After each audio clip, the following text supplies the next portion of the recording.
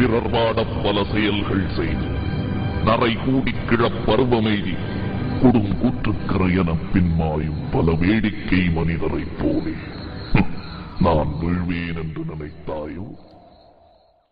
அனைவருக்கும் வணக்கம். இன்னைக்கு பெர்முடா ட்ரையாங்கிளை பத்தின பல சுவாரஸ்யமான தகவல்களை தான் நம்ம தெரிஞ்சுக்க போறோம். இது வட அட்லாண்டிக் கடலின் மேல் பகுதியில் உள்ள ஒரு தளர்வான வரையறுக்கப்பட்ட பகுதி.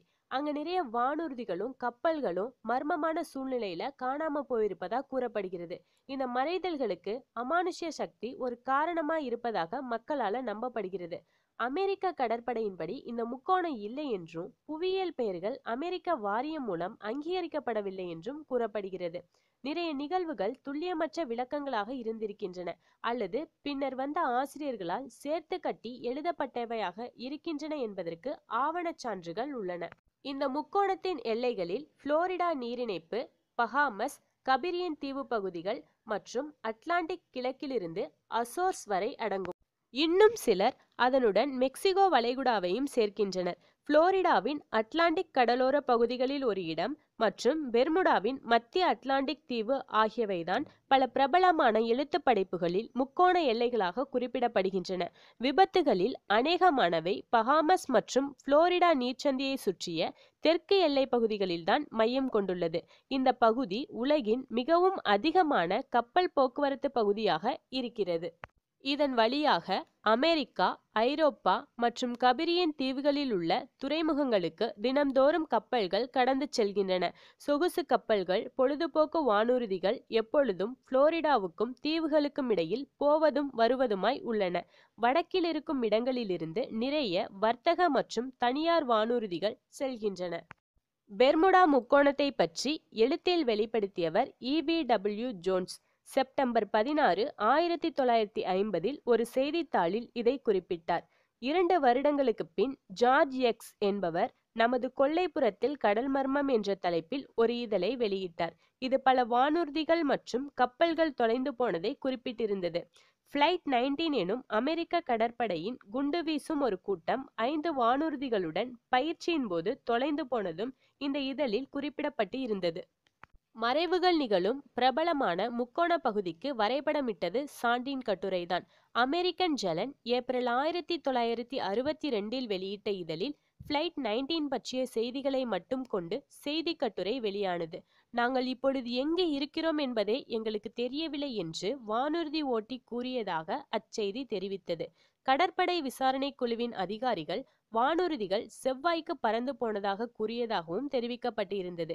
இந்த கட்டுரைதான் ஃபிளைட் 19 காணாமல் போன சம்பவத்துடன் அமானுஷ்ய விஷயங்கள் இணைத்து எழுதப்பட்ட முதல் கட்டுரை.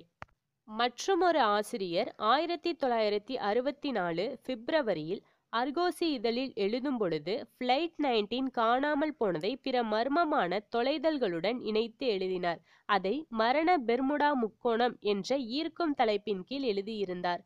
அடுத்த ஆண்டில் அந்த கட்டுரையை விரிவுபடுத்தி கண்ணுக்கு தெரியாத வெளிகள் எனும் தலைப்பில் ஒரு விரிவான புத்தகம் ஒன்றை எழுதினார். Wallace Spencer 1969 limbo of the lost என்ற தலைப்பிலும், Charles Berlitz the Bermuda triangle என்ற தலைப்பில் 1974 Richard Winer the devil's triangle என்ற தலைப்பிலும் தனது படைப்புகளை வெளியிட்டனர். அரிசோனா மாநில பல்கலைக்கழகத்தின் ஒரு ஆய்வு நூலகரும் த பெர்முடா ட்ரையாங்கிள் மிஸ்ட்ரி சால்வ்ட் புத்தக ஆசிரியருமான லாரன்ஸ் டேவிட் குசே இந்த போக்கினை மறுதளித்தார். இவரின் ஆய்வில் பெர்லிட்ஸ் பதிவுகளுக்கும் ஆரம்ப சம்பவங்களில் பார்த்தவர்கள், இருந்தவர்கள் மற்றும் சம்பந்தப்பட்ட மற்றவர்களிடம் இருந்தான கூற்றுகளுக்கும் இடையில் இருந்த எண்ணற்ற துல்லியமின்மைகளையும் குறைபாடுகளையும் அம்பலப்படுத்தியது. பல சம்பவங்களில் தொடர்புடைய தகவல்கள் ஆய்வு செய்யப்படாமல் போனதை லாரன்ஸ் சுட்டிக்காட்டினார். அட்லாண்டிக் துறைமுகத்தில் இருந்து தாது கப்பல் ஒன்று 3 நாட்கள் அடையாளமின்றி தொலைந்து போனதாக பெர்லிட்ஸ் குறிப்பிட்டிருந்தார். ஆனால் உண்மையில் பசிபிக் கடலில் இருந்து அதே பெயரிலான கப்பல் ஒரு துறைமுகத்திலிருந்து 3 நாட்கள் சுவடில்லாமல் தொலைந்திருந்தது. முக்கோணத்தின் மர்மத்திற்கு காரணமாக சொல்லப்படும் சம்பவங்களில் பெரும் சதவீதம் அதற்கு வெகு வெளியிலேயே நடந்தவை என்றும் லாரன்ஸ் சுட்டிக்காட்டினார். லாரன்ஸின் ஆராய்ச்சி பல சமயங்களில் எளிமையானது. சம்பவம் நடந்த தேதிகளில் வெளியான பொதுவான செய்தித்தாள்களை பார்ப்பார். அதில் குறிப்பிடப்பட்டிருக்கும் அசாதாரண காலநிலை போன்ற பொருத்தமான நிகழ்வுகளை வாகனங்கள் தொலைந்த கதைகளில் குறிப்பிடப்படாதவற்றை கண்டறிவார். ஒப்பீட்டளவில் பார்த்தால் கடலின் வேறு எந்த பகுதியினையும் விட இந்த பகுதியில் தொலைந்து போகும் கப்பல்கள் மற்றும் விமானங்களின் எண்ணிக்கை குறிப்பிடத்தக்க அளவு பெரியதல்ல. வெப்பமண்டல புயல்கள் அதிகமாக நிகழும் ஒரு பகுதியில் நிகழ்ந்திருக்கக்கூடிய தொலைதல்களின் எண்ணிக்கை வரம்பு கடந்ததாகவும் இல்லை. இதை தவிர பெர்லிட்ஸ் மற்றும் பிற ஆசிரியர்கள் இத்தகைய புயல்கள் குறித்து குறிப்பிடக்கூட பல சமயங்களில் தவறுகின்றனர். எண்ணிக்கையே துல்லியமற்ற ஆய்வின் மூலம் மிகைப்படுத்தப்பட்டதாக இருக்கிறது. ஒரு படகு காணாமல் போனதாக தகவல் வந்தால் பதிவாகும். ஆனால் அது கடைசியில் துறைமுகத்திற்கு திரும்பியிருந்தால் அது பதிவு செய்யப்படாமல் போயிருக்கும். சில சம்பவங்கள் உண்மையில் நிகழவே இல்லை. புளோரிடாவின் டெடோனா கடற்கரையில் 1937ஆம் ஆண்டு ஒரு விமான விபத்து நூற்றுக்கணக்கானோர் பார்க்க நிகழ்ந்ததாக கூறப்பட்டது. ஆனால் உள்ளூர் செய்திகளை பார்த்தால் அப்படி எதுவுமே இல்லை. பெர்முடா முக்கோணத்தின் புராணம் என்பது ஒரு கட்டுக்கதையான மர்மம்.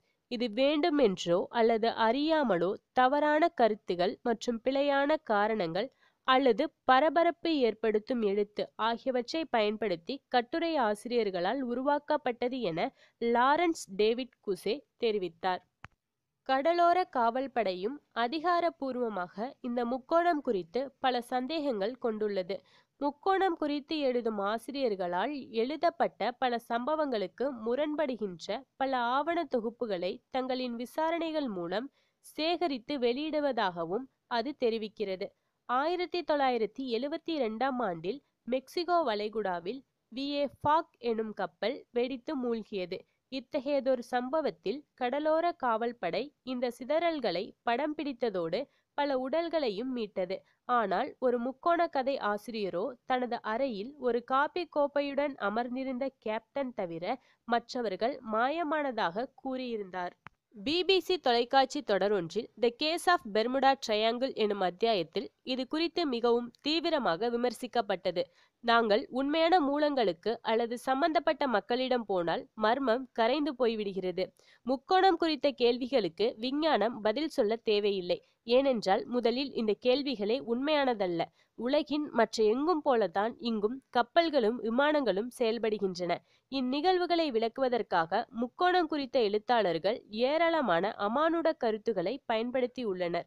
புராண வகையில் தொலைந்த கண்டமான அட்லாண்டிஸில் இருந்து எஞ்சியிருக்கும் நுட்பம்தான் இது என்று ஒரு விளக்கம் கூறுகிறது. பிமினி தீவிலுள்ள பிமினி பாதை என்று அழைக்கப்படும் கடலுக்கடியிலான பாறை உருவாக்கம் அட்லாண்டிஸ் கதையுடன் தொடர்பு படுத்தி கூறப்படுகிறது. இந்த பகுதி சில வரையறைகளின்படி முக்கோணத்திற்குள் அமைகிறது. ஆவியூடாடும் எட்கர் கெய்ஸின் கருத்துக்கள் மீது நம்பிக்கை கொண்டவர்கள் அட்லாண்டிஸ் ஆதாரம் 1968ஆம் ஆண்டு கண்டறியப்படும் என்று அவர் கணித்து கூறியது பிமினி பாதையின் கண்டுபிடிப்பை தான் கூறியதாக கொண்டார். இதனை நம்புவர்கள் இது ஒரு பாதை சுவர் அல்லது வேறு கட்டமைப்பின் உருவாக்கம் என்று சொல்லுகிறார்கள். ஆயினும் மண்ணியல் ஆய்வாளர்கள் இதனை இயற்கையாக அமைந்தது என்கிறார்கள். புகழ்பெற்ற மொழியியல் ஆளரும் அமானுட நிகழ்வுகள் குறித்து பல்வேறு புத்தகங்களின் ஆசிரியருமான சார்லஸ் பெர்லிட்ஸ் இந்த முக்கோண பகுதியில் நிகழும் தொலைதல்களுக்கு அமானுட அல்லது விளக்க முடியாத சக்திகள்தான் காரணம் என்று கூறினார். பிற எழுத்தாளர்கள் இந்த நிகழ்வுகளுக்கு வெளிகிரகவாசிகள் காரணம் காட்டுகிறார்கள். பல முக்கோண நிகழ்வுகளில் கூறப்படும் பிரயோகங்களில் ஒன்று திசைகாட்டி பிரச்சனைகள். அசாதாரண காந்த அலைகள் இந்த பகுதியில் இருக்கலாம் என்கிறார்கள். ஆனால் அத்தகைய அலைகள் எதுவும் இருப்பதாக அறியப்படவில்லை. காந்த துருவங்களுடன் தொடர்புபட்ட இயல்பான காந்த மாறுபாடுகளை மட்டும் திசைகாட்டிகள் கொண்டுள்ளன. திட்டமிடப்பட்ட அழிவு நடவடிக்கைகளை 2 வகைகளாக பிரிக்கலாம். ஒன்று போர் நடவடிக்கைகள், மற்றொன்று கடற்கொள்ளை நடவடிக்கைகள். எதிரிகளின் பதிவு குறிப்புகள் பல சம்பவங்களின் பொழுது சோதிக்கப்பட்டு இருக்கின்றன. பல கப்பல்கள் மூழ்கியதற்கு உலக போர்களின் போதான நீர்மூழ்கி கப்பல்களின் தாக்குதல்கள் காரணமாக கூறப்பட்டு பல்வேறு உத்தரவு பதிவு புத்தகங்களில் ஆவணப்படுத்தப்பட்டிருக்கின்றன. இந்த வகையில் கூறப்படும் இன்னும் பல சம்பவங்களும் காரணம் நிரூபிக்கப்படாதவை. ஒரு கப்பல் அல்லது படகை நடுக்கடலில் முற்றுகையிட்டு கொள்ளையிடுவதுதான் கடற்கொள்ளை எனப்படுகிறது. இது இன்று வரை நடந்து வரும் ஒரு நடவடிக்கையாகும். பெர்முடா முக்கோணத்தின் பகுதிகளில் கப்பல்களும் வானூர்திகளும் மாயமாவதை காரணமாக கொண்டு இம்முக்கோணத்தினை சாத்தானின் முக்கோணம் என்றும் அழைக்கின்றனர். பெர்முடா முக்கோண பகுதியில் கப்பல்கள் மற்றும் விமானங்களின் தொலைதல்களுக்கு காரணம் என்னவாத்தான் இருக்கும்? உண்மையாவே இங்க அமானுஷ்ய சக்திகளின் ஆதிக்கம் இருக்குதா? அதனால தான் கப்பலும் விமானங்களும் தொலைகின்றதா? இல்ல வேறேதோ அறிவியல் ரீதியான காரணங்கள் ஏதாச்சும் சொல்லப்படுதா? இந்த வீடியோ உங்களுக்கு பிடிச்சிருந்ததுன்னா வீடியோவை லைக் பண்ணுங்க அண்ட் எங்க சேனலை சப்ஸ்கிரைப் பண்ணுங்க.